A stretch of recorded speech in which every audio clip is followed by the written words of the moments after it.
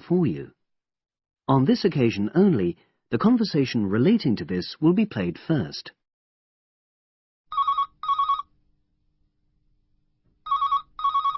Hello, Brian Park speaking. Oh, hello. I'm calling about the advert in the paper. For the car? Yes, the Mini you've got advertised for sale. Oh, yes. I just wanted to find out a bit more information. Of course. What would you like to know?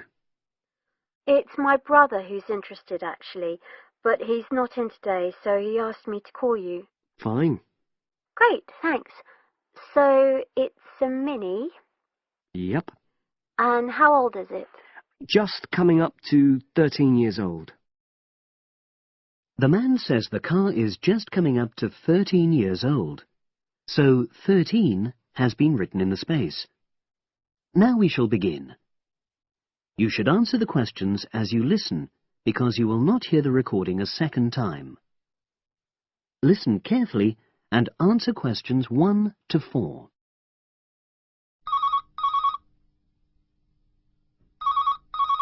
Hello, Brian Park speaking. Oh, hello. I'm calling about the advert in the paper. For the car? Yes, the Mini you've got advertised for sale. Oh, yes. I just wanted to find out a bit more information. Of course. What would you like to know? It's my brother who's interested, actually, but he's not in today, so he asked me to call you. Fine. Great, thanks. So, it's a Mini, Yep. and how old is it? Just coming up to 13 years old. And I seem to remember from the ad that it's grey. That's it. Doesn't show the dirt. Absolutely. Anyway, the colour shouldn't be a problem for Jeff. You know, the important thing is the quality. Yes, of course. And what about mileage? With it being pretty old, it's probably over 100,000? Actually, it's 40,000 less than that. 62,000 on the clock. Great. I remember now. I'm confusing it with another ad I was looking at. Right. Pleasant surprise then. Yeah. Have you been the only owner, or was there a previous one? I'm the second one. Before, it was owned by a teacher who was a very careful driver. Didn't have any accidents. Very good. And what about you? What do you tend to use it for? I haven't used it all that much, mostly for shopping. You know the sort of thing. So not much wear and tear. I'll make a note of that. I know Jeff wanted me to check that. Right. Before you hear the rest of the conversation, you have some time to look at questions 5 to 10.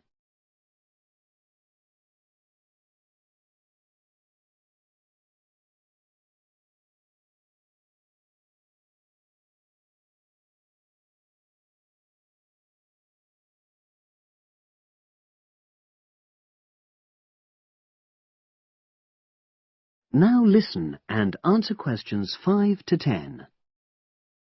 Now, about the price, I see you've got it down as £1,250. I'm not sure Jeff will be able to come up with that amount. In the ad, I did say 1,250 or nearest offer. So would you be prepared to go down to 1,000? That's really too low, I'm afraid. 1,100? I might be able to go to that. Okay, I'll make a note of that. What about tax? Is it due soon? Got another 5 months before it's due. Oh, that's a real plus, yes. I'll make a note of that. Okay. Now, you say it's in good condition. For its age, I'd say yes, definitely. It's just been serviced and there were no major problems. Major. I'd be able to show you the service report. The only thing is, you'd have to get a new tyre in the near future. Though it's still okay, you know. It's certainly absolutely safe at the moment. Okay, fair enough. Yes, I understand. And the garage also mentioned that one headlight could probably do with replacing. They think there's a fault there, you know, intermittent. Well, we'd obviously look at all the documents, but that sounds very straightforward. Of course. I've got all the service documents up to date, and you can look at those. Well, it all sounds pretty good, and I know my brother will be interested, So would it be possible for him to see the car? He's back from his trip tomorrow and away tonight. So how about tomorrow? Tomorrow? Wednesday? I'm afraid that's not possible. I'm out pretty much all day. Well, Thursday then? That'd be fine, yeah. In the morning? Yes, that'd suit me perfectly. Great. Now, you'll need my address. Oh, yes, of course. What is it? It's number 238, 238? London Road. Oh, that's easy enough. Yes, very straightforward.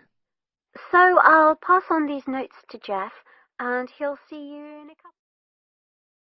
That is the end of section 1. You now have half a minute to check your answers.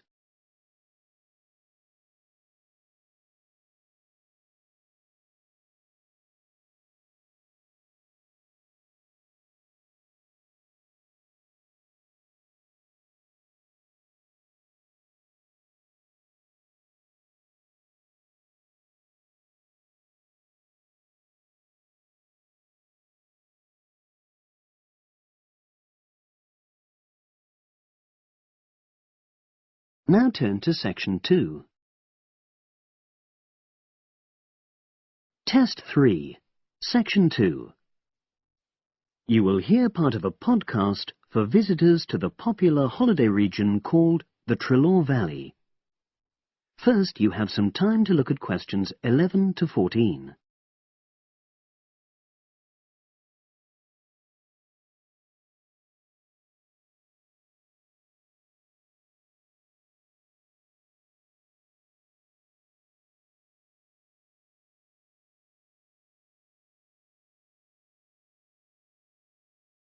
Now listen and answer questions 11 to 14.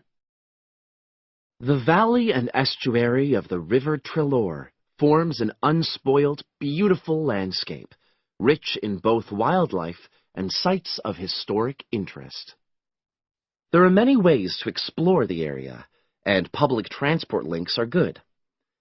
It is possible to leave your car behind and travel by boat, train, or bus, with just short walks in between stops. The Trelaw Valley Passenger Ferry runs between villages along the river estuary and provides a link with a train station at Barry, which is about 10 minutes' walk from the riverside village of Calton. In the past, the river was the main form of transport in the area, and as in the past, today's ferry service operates according to nature. The river estuary is tidal, and so the ferry timetable differs from day to day, according to the times and height of the tide.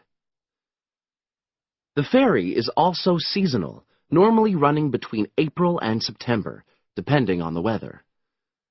A timetable for the whole year can be downloaded from the internet by visiting www.trelawferry.co.uk. If you just want to sit and relax and enjoy the lovely scenery, you can take a river cruise to Calton and back from the nearby city of Plymouth.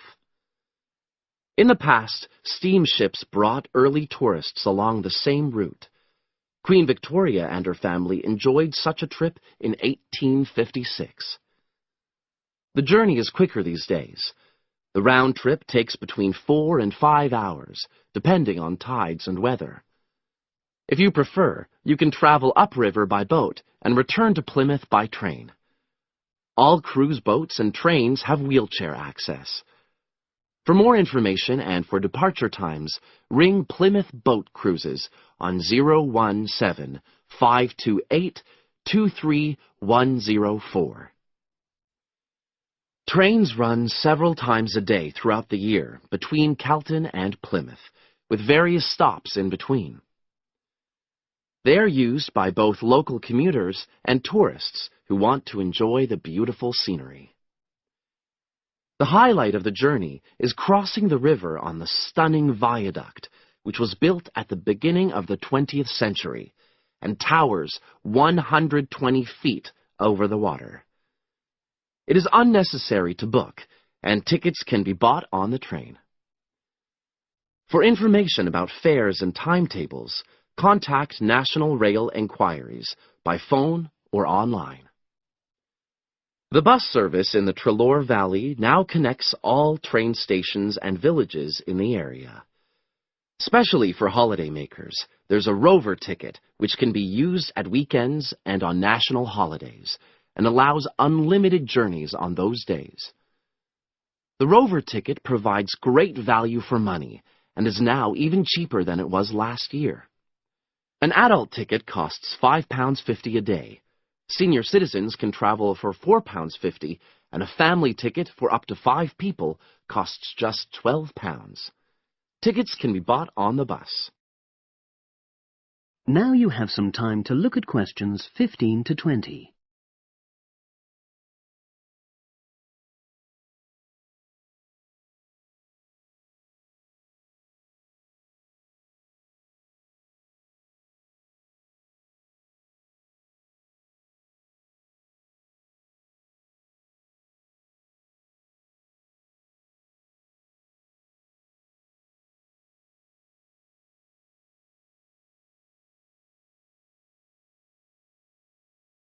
Now listen and answer questions 15 to 20.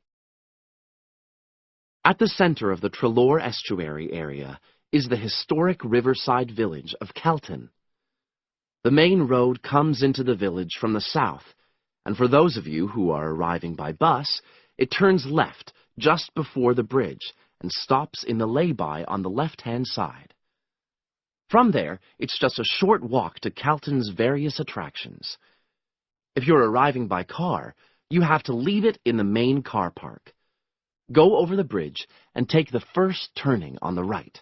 Then go on until you come to the end of that road. It's the only place to park in Kelton, but there's no charge.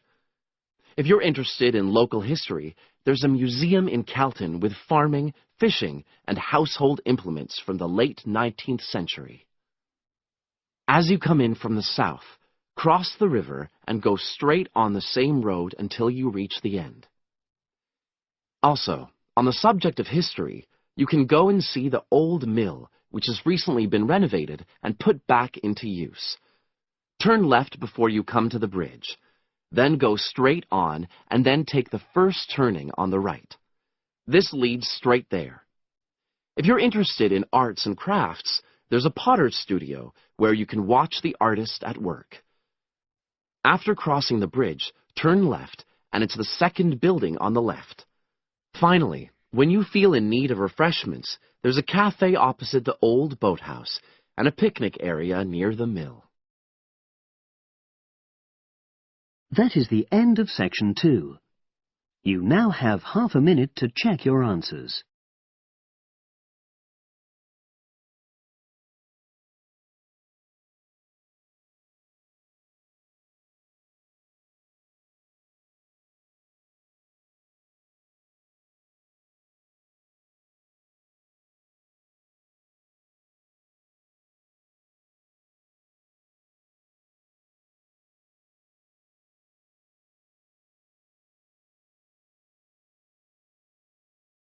Now turn to section 3. Test 3, section 3. You will hear 2 geography students talking. An older student, called Howard, is giving advice to a younger student, called Joanne, on writing her dissertation. First, you have some time to look at questions 21 to 24.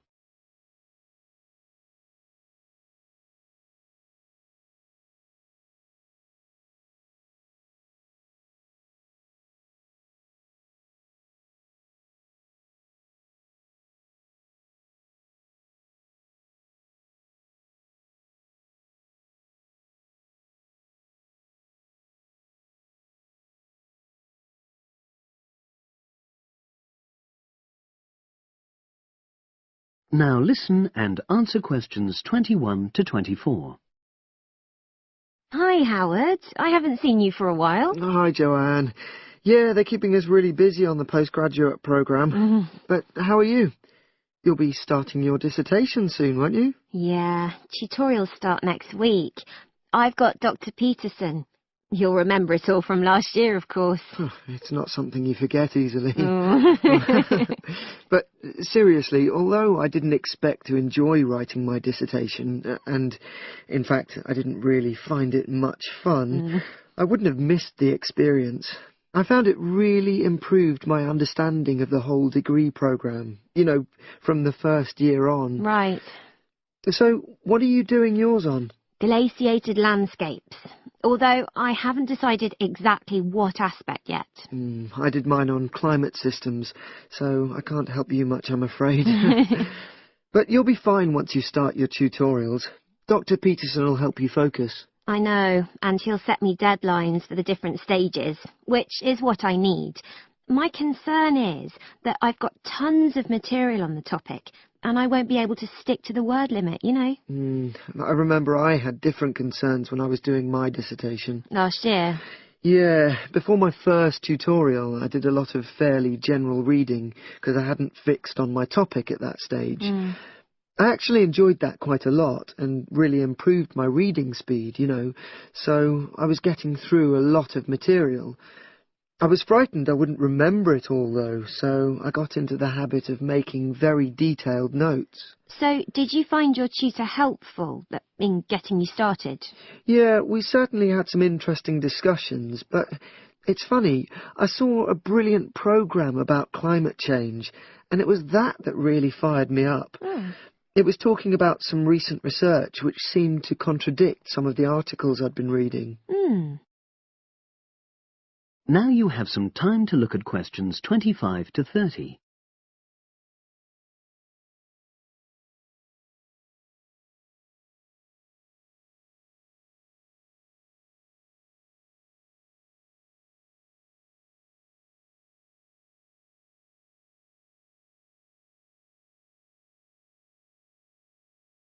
Now listen and answer questions 25 to 30. So you say your tutorials start next week? Yeah. Well, the first month's crucial. You've got to meet your tutor and decide on your focus, but don't become too dependent on him. Don't see him every week, only when you want to check something. Right. Once you've got the focus, you've got to get reading. It's helpful to look through the bibliographies for all the course modules relating to your topic, and get hold of any books you think you'll need. I haven't got much money. I mean, get the books from the library, far better. And I suppose I should prepare a detailed outline of the chapters? Yeah, absolutely. But don't feel you have to follow it slavishly. It's meant to be flexible. OK. Now, I'm someone who likes to get writing quickly. I can't just sit and read for a month. Not like me, then. But if that's what suits you, your natural approach, then you really ought to start immediately and write the first chapter. Right. Now, Joanne, about the library, it's worthwhile getting on good terms with the staff. They aren't always helpful with undergraduates. I suppose they focus on postgrads more. Maybe. But show them you're serious about wanting to do good work. And what if I can't find what I need? Well, there's interlibrary loans. Borrowing books from other libraries, but I've heard it isn't all that reliable. You're right, but you probably won't need it anyway. Be positive. The library is likely to have most things you need. And during the dissertation writing period, you can take out 15 instead of the usual 10 books. Should I look at previous year's dissertations? You can do. But I won't know which are the good ones. The library only keeps the best, and the staff can advise you. Are they willing to do that? Oh, yeah. And I'm worried about getting journal articles from the electronic library. Well, have you tried to find any yet? No. Well, you should. It's really straightforward. That's obviously something I'll have to look into. Dr. Peterson will help. Yeah, I know I can go to him if I have any worries. Except he will be away in the second month. It's the holidays. You should ask him what to do while he's away. Gosh, yeah. But I suppose I can get a lot of support from course mates. I know a couple of people who are thinking of doing the same topic as me. Take care. Collaboration can become dependency. I think you'd better see how that works out, what the people are like. You're probably right. About other reading, I suppose Dr. Peterson will recommend plenty of good articles to get me started. One thing I'd find out is what his attitude is to internet sources. Surely not in this day and age. I'd better get that sorted out right at the beginning. I would if I were you. And I've also got some questions about the research sections. How much time I should spend explaining the process? Well, I think that's up to you. You can see how it develops as you're writing. Okay. It's the same with things like time management. That's something a tutor can't really help you with. I agree. So, is there anything else you need me to go over? That is the end of section 3. You now have half a minute to check your answers.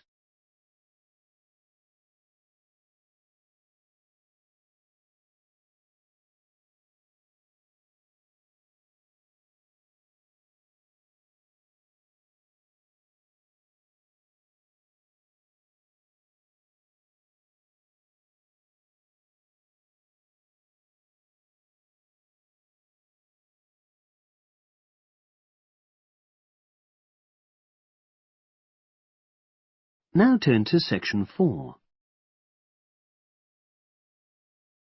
Test 3, section 4. You will hear a psychology undergraduate describing the research she is currently doing on expertise in creative writing. First, you have some time to look at questions 31 to 40.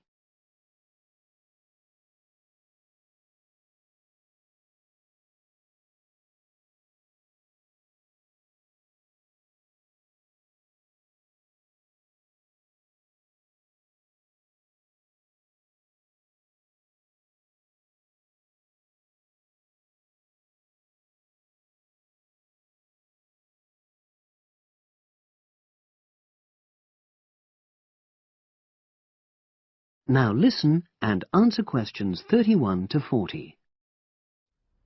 For my short presentation today, I'm going to summarise the work I've done so far on my research project to explore expertise in creative writing. Essentially, I'll share with you the process I underwent to gather my interim findings. First of all, I should give a little relevant background information about myself. Before I started my current degree course in cognitive psychology, I studied English literature, and as you can imagine, this meant I spent a great deal of time thinking about the notion of creativity and what makes people develop into successful writers.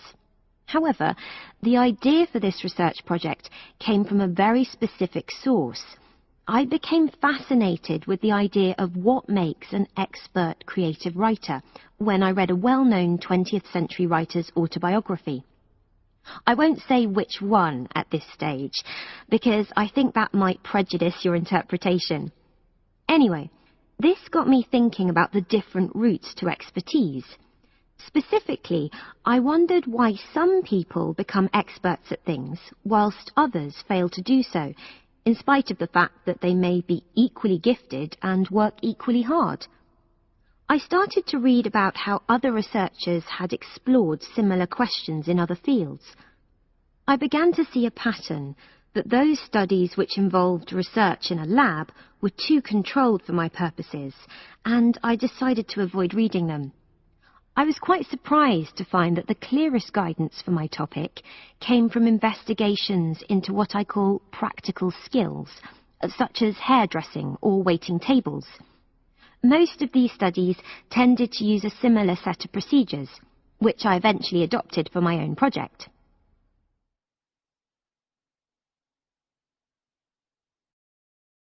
I'll now explain what these procedures were. I decided to compare what inexperienced writers do with what experienced writers do. In order to investigate this, I looked for 4 people whom I regarded as real novices in this field, which proved easy, perhaps unsurprisingly. It proved much harder to locate people with suitably extensive experience who were willing to take part in my study. I asked the first 4 to do a set writing task and, as they wrote, to talk into a tape recorder, a technique known as think aloud. This was in order to get experimental data.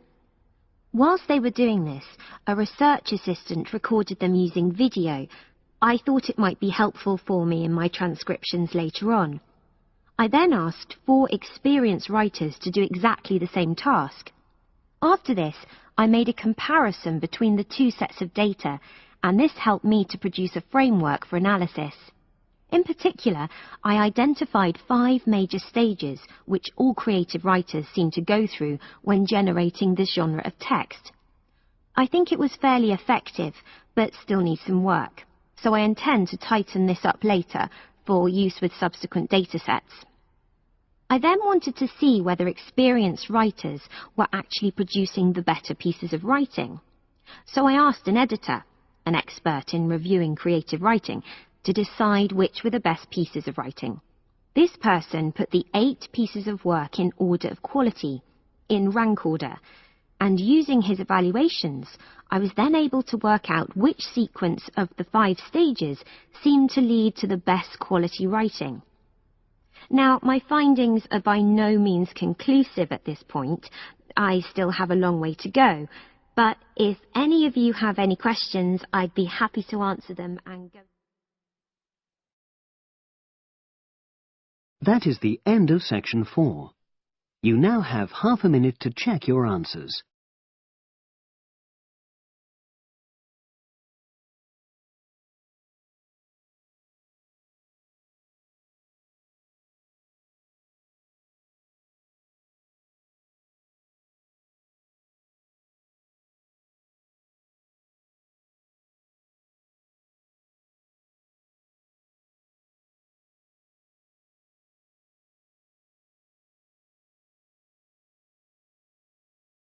That is the end of the listening test. You now have 10 minutes to transfer your answers to the separate answer sheet.